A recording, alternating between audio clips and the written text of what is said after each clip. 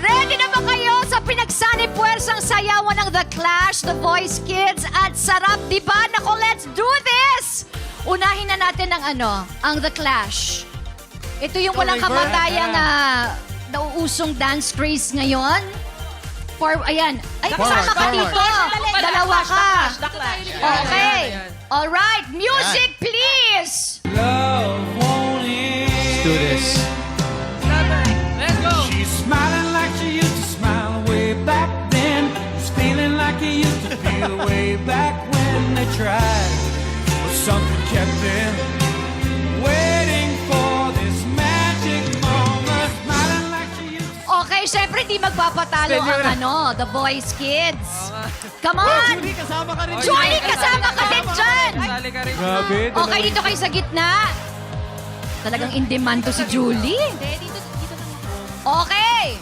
Professional still. Music, please! She's smiling like she used to smile way back then.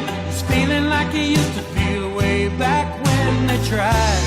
But something kept them waiting for this magic moment. Smiling like she used to smile way I love it! Alam mo, Stel, iba ka. Napakagaling. Iba lang po yung Iba to si Stel. Grabe! Parang galit na galit ka doon sa pagsayaw mo. Kasi yung pinapuna po ng parang... Ayun, no? Parang kinukutusan. Ayun, no? Ayun, no? Kailangan ng buwelo po pagka...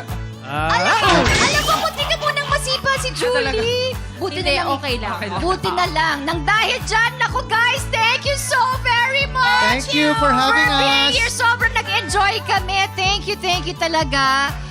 Maraming salamat. Sana makabalik kayo ulit dito. course. Sana wag kayong matraumatize, you know. Hindi talaga, I'm very thankful that you're here. Maybe next time, gagawin May- ulit natin yung...